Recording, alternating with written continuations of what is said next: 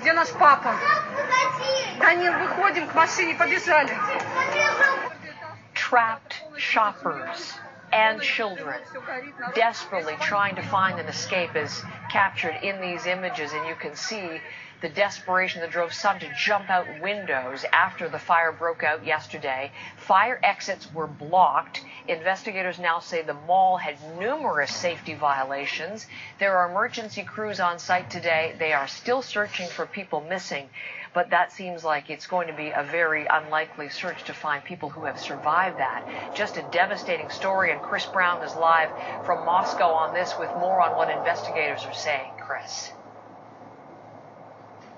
Well, we are starting to hear something from investigators anyway. They've been looking into what happened at the Winter Cherry Mall. The fire broke out around 4 o'clock on Sunday. They're not saying for sure that it happened in the kids' trampoline area, but that seems to be where they're leaning. This was on the very top floor of that mall. It would have been packed full of kids because it was the first weekend of the spring break, and there was also a couple of movie cinemas there, pardon me, a kids' petting area there, and also a number of sort of drop-off daycare centers.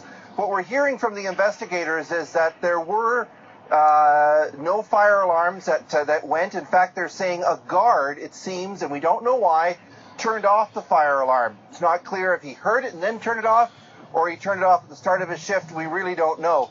They're also saying that a number of the exits were blocked as well. Why? We don't know, but this is what the preliminary investigation is turning up, Heather. The other thing that we are seeing more and more, I mean, really difficult videos that have been posted on social media of people trying to escape the fire. Take us through some of those stories, Chris, and show us some of those pictures.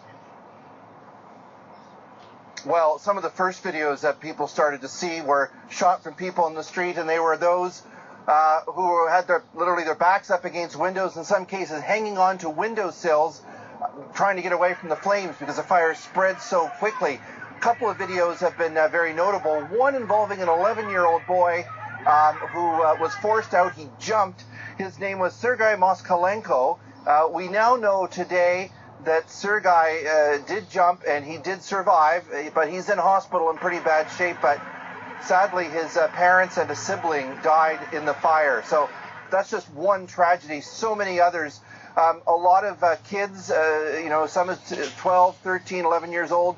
As the fire was coming in on them, a lot of them were in the cinema, and a lot of them got out their phones and started sending text messages to people that they loved, asking for help in some cases, and others saying goodbye. There's one from Victoria Ponchakova, who was just 12 years old. She texted to her aunt, "The doors are blocked, we can't get out."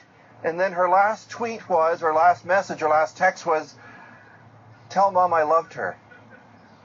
Just heartbreaking stuff, and social media is full of young people with these goodbye messages. The doors, as I said, were blocked. In some cases, people tried to bash them down. There's one video that's going around of looks like some men in a stairwell, and they've got a rod or something like that they're smashing up against the door.